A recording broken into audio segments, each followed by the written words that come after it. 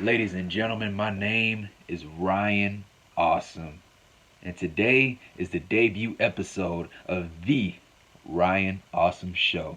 Now, on the debut episode of The Ryan Awesome Show, I'll be talking about AEW Dynamite, the anniversary show of AEW Dynamite. Overall, this was a great show. For an anniversary show, it was one hell of a show. Every single championship was on the line, and it turned out to be a great show. Great wrestling matches. So first, the show started off with the tag team championship match between the Best Friends and FTR. And so, yeah, this match was back and forth. It was kind of hectic. I didn't know at points I didn't even know who was the legal person. And so, yeah, it was back and forth. And in the middle of the match, I'm gonna skip ahead to the middle of the match. We had Dax Harwood give a super backdrop to Trent, and then at one point, Tully Blanchard he tried to get involved. You see, Tully Blanchard he been getting involved a lot in these matches, and so he tried to get involved this time, but it didn't work. And then we seen a DDT fest. We seen DDTs after DDTs after DDTs. We seen Cash Wilder. Cash Wilder. Not Dash Wilder. Cash Wheeler. Cash Wheeler. I'm sorry. Cash Wheeler. We seen Cash Wheeler give a tornado DDT to Chucky T, and then we seen Trent. We seen Trent hit a tornado DDT to Cash, and then we seen Dax hit a regular DDT, a old school DDT to who would have been Trent. And so all this stuff was happening, and then later on in the match we had the FTR guys, and the Best Friends go outside the ring into the crowd. And then early in the show they showed Kip Sabian. They showed Kip Sabian and Penelope Ford on the arcade machine. And so it was Dax Harwood and Trent, I believe. I think it was Dax or Trent. It was either Dax or Cash was outside the ring, and it was Trent. And then no, it was Dash. It was on Cash. Cash was outside the ring and with Trent. They was fighting outside the ring. Trent tried to spear Cash through the arcade machine. Cash moved out of the way, and Trent went right through that arcade machine, smashed it, tore that thing to pieces. And so the next thing you know, Kip Sabian, he goes to the back. He sends He sends Penelope Ford to the back to go get Miro. So they both went to the back actually. And this didn't play a part of the match though. But everybody got back in the ring. Towards the end of the match, the end of the match was kind of strange. Tully Blanchard he had one of the titles, and one of the FTR guys had it. And he went to swing for it. The referee ducked for some reason. And I thought that was strange because referee saw it. The referee saw the title. And so one of the FTR guys had the title and then bashed it over the side of he bashed it over Chucky T's head, and he had to with the championship. And then the referee went for the cover 1, 2, 3. And so I was thinking this should be a disqualification. Referee actually saw it. If he didn't see it, then why would he duck? And so yeah, he hit him with the championship over the head. They claimed that the referee didn't see it, but the referee did see it. And so Cash and Dax, they retained the titles. They retained the AEW Tag Team Championships. And so right after the match, the FTR guys, they left, and then Miro came out. Miro, Kip Sabian, and Penelope Ford, they came out, and Miro, he started attacking the Best Friends. And so after that attack, we went into another match. It was another tag team match.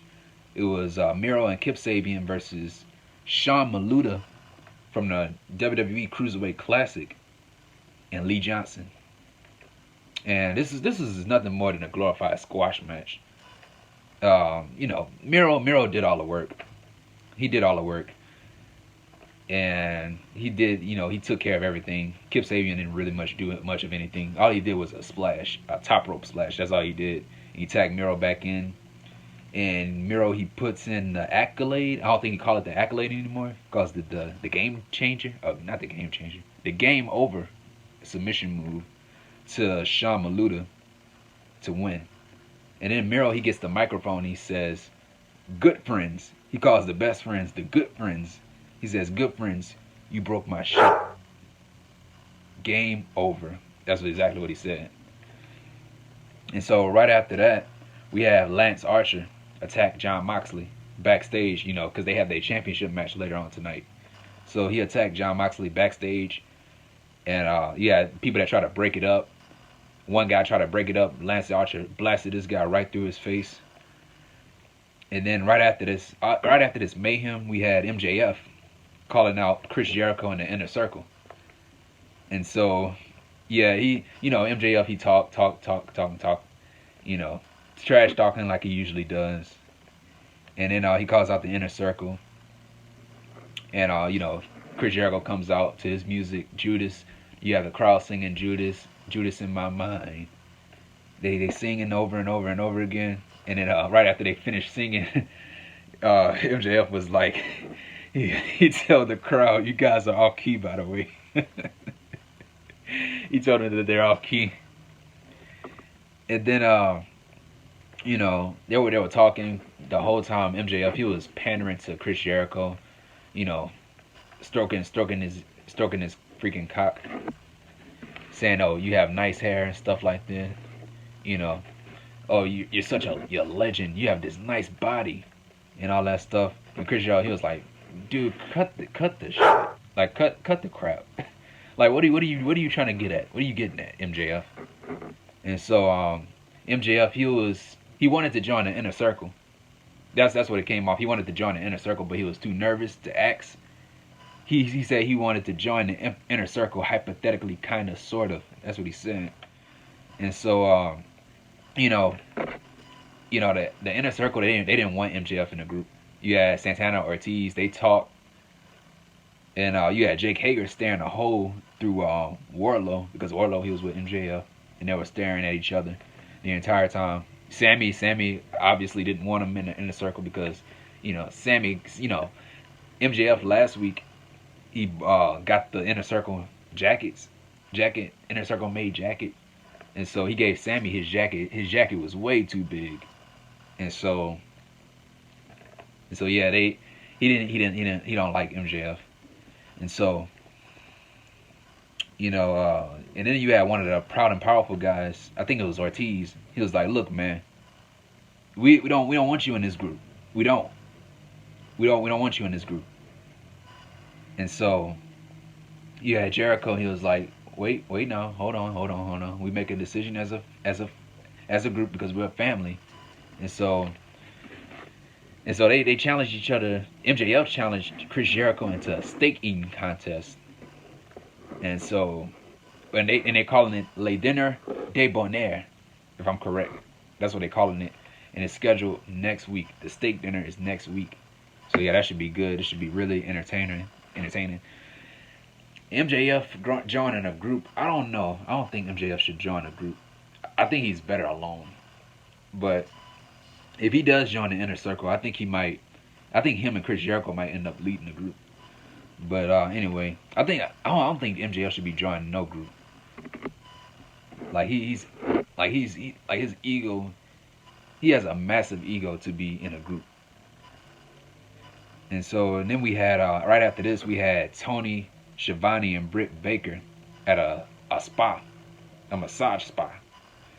And we had Tony Schiavone getting his chest waxed, his chest hair waxed.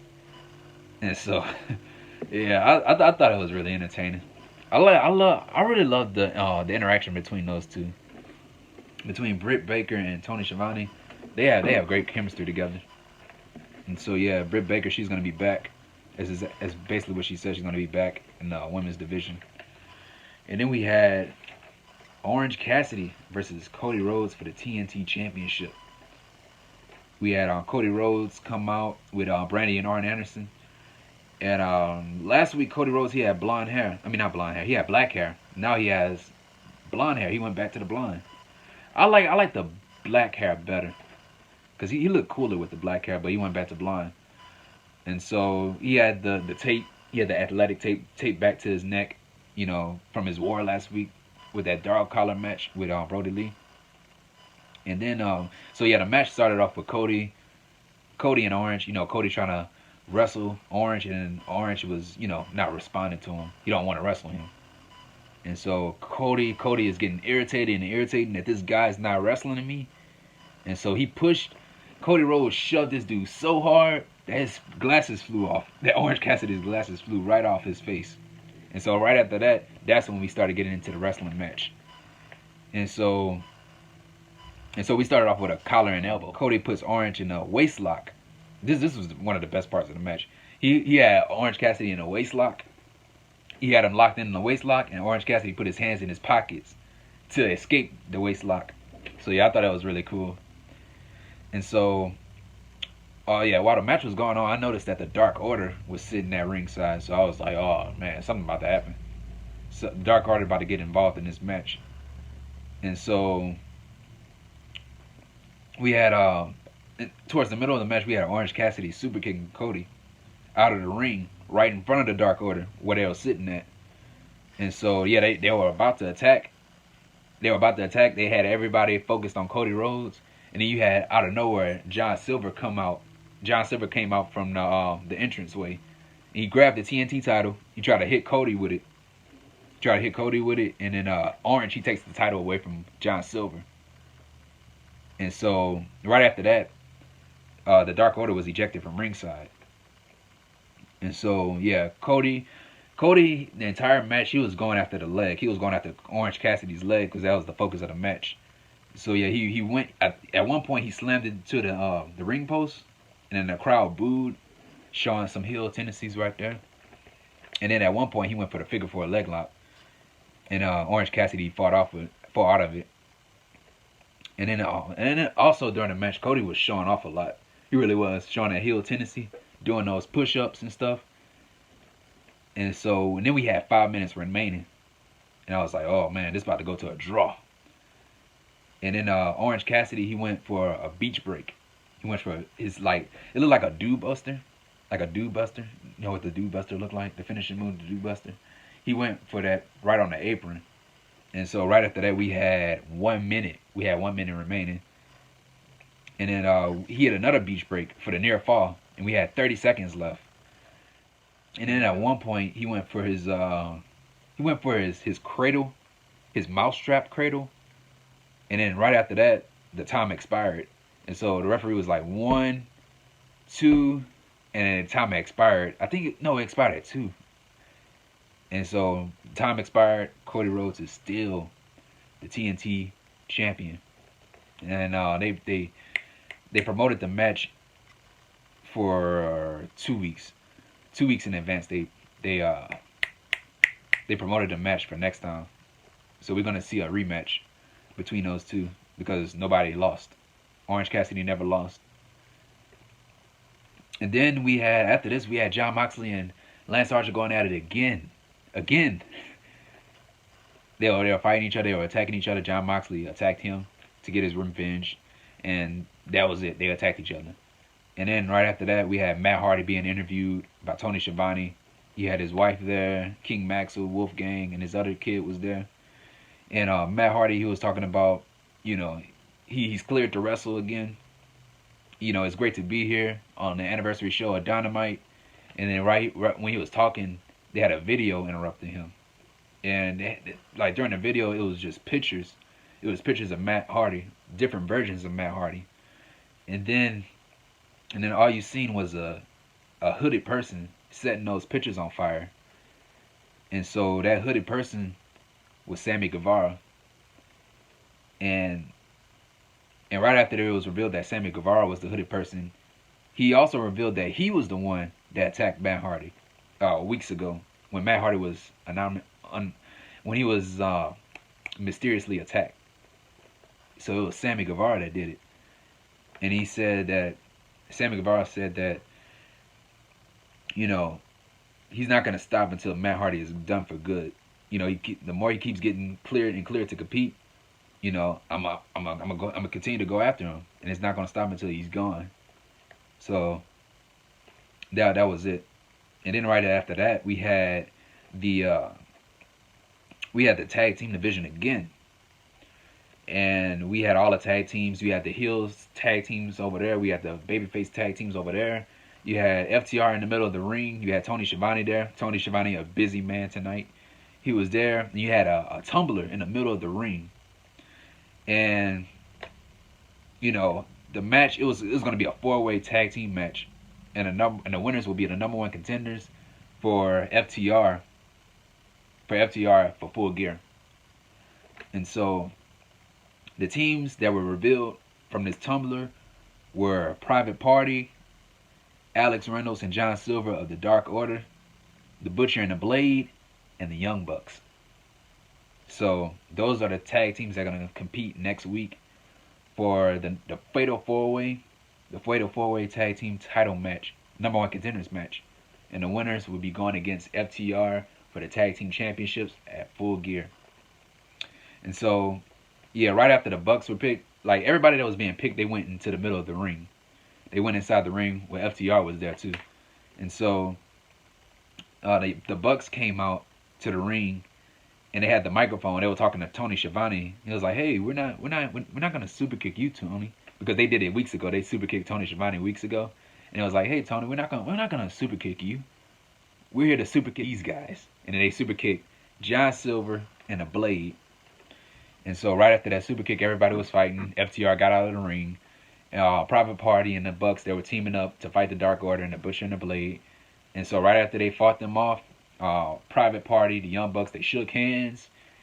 And then right after that, boom, the Young Bucks give the Private Party the super kick. And that was it. That was it with that. And then we had the women's match, which was the women's match was the weakest match of the show. We had Big Swole versus Hikaru Shida for the AEW Women's Championship. And so, here's what I'm going to say. The match was sloppy. It was kind of sloppy. You know, the timing was off. And that's what it was. It wasn't, in other words, the match wasn't good. That's what I'm saying. The match wasn't good. And yeah, so in the middle of the match, Swole she goes for her rolling elbow. What she calls, I forget what she called her move, but she goes for a rolling elbow finishing move for the 1-2, and Hikaru Shida grabbed the ropes. And so she goes for her running knee for the 1-2-3, and Hikaru Shida is still the AEW Women's Champion. And so this, I know a lot of people complained about it. AEW, they need more women. They need more women. They need a better women's division. Because every time she defends her title, I always ask, who's next for Shida? Like who is it gonna be next? We had Thunder Rosa, we had Nyla Rose. Nobody want to see that again. But we want to know who's gonna be next. They're gonna have to bring more people back. To AEW. And so in our main event, we had Lance Archer versus Jon Moxley for the AEW World Championship.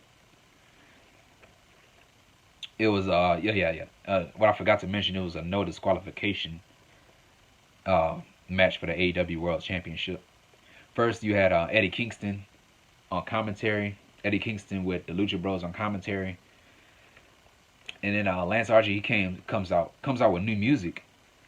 And I was like, man, why did they change his song? I like the old song better. Everybody Dies. What he used in New Japan Pro Wrestling. I like that song better. But yeah, he comes out to his entrance. He throws one guy through a window, a glass mirror. And that was a great visual. So he throws this guy through the glass window, and he comes out and to make his entrance. And then John Moxley then comes out, and then he goes, no introductions, no John Moxley, none of that stuff. He didn't even get to it, and so he went right for the paradigm shift for a quick paradigm shift for 1-2. It kicked out at 3. I mean, kicked out at 2. Kicked out at 3. That would have been crazy if that was the end of the match. But yeah, he goes for a quick paradigm shift, and so Archer kicks out at 2. And so it was hard hitting the entire time, back and forth. Archer goes for a cannonball senton from the apron onto Moxley on the outside of the ring. German suplex to Archer. Clothesline to Archer. Choke slam to Moxley through 2 chairs. And so, and then right towards the middle portion of this match, John Moxley he's on the apron, right, and he goes for the paradigm shift. He picks Lance Archer up for the paradigm shift, picks him up for the paradigm shift into those tables that were set up earlier outside the ring. And so, towards the end of the match, the ending part of the match, we had John Moxley. Yeah, John Moxley, he retains the title, but the ending of the match, we seen Lance Archer go for his blackout finishing move. And so he hits the blackout. He goes for the cover. John Moxley reverses it into a crucifix and pins Lance Archer for the 1-2-3 to retain the title. So Lance Archer loses. He lost again. But he looks strong. He looks strong in defeat. But John Moxley, he retains the title. Lance Archer loses. And right after the match, Lance Archer, he attacks John Moxley, give him a big boot, mauling John Moxley. Eddie Kingston on commentary, sending the Lucha Bros to go help John Moxley. And so Phoenix had a steel chair. He hit Lance Archer with the chair. And then Lance Archer, he just gets up and no sells it. He gets up, turned around with this angry look on his face.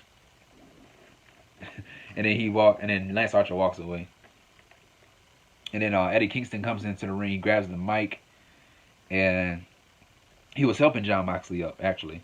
Surprisingly, he was helping John Moxley up. And he was talking to Moxley about, their times as their history and their times as friends and stuff like that. And then he was helping him up, gave him his title and everything. They lifted each other's hands up. And then Eddie Kingston, he goes for his spinning back fist to John Moxley. And after that, he put John Moxley into a chokehold. And then he goes for the chokehold. Referees try to come out and break it up. The Lucha Bros guard the ring, so they stopping the referees from coming inside the ring. And so yeah, he takes the title. He takes John Moxley's title, and he admires the title. He's like, "This is what we fight for. This is the AEW championship. This is the championship that we fight for, right?" And he basically telling John Moxley that he's coming from in his championship. And so that was the end of AEW. It was an awesome show. The one thing I didn't like was the women's match. But overall, this was a great show. Great anniversary show. But yeah, man, that's everything. This is the AEW Dynamite review for October 14th, 2020. And in my next video, I will be doing pro wrestling crate unboxings. So the next video is going to be the October 2020 pro wrestling crate unboxing. And so yeah, that'll be another thing that I'll be doing on this channel. But if you like this video, hit the thumbs up.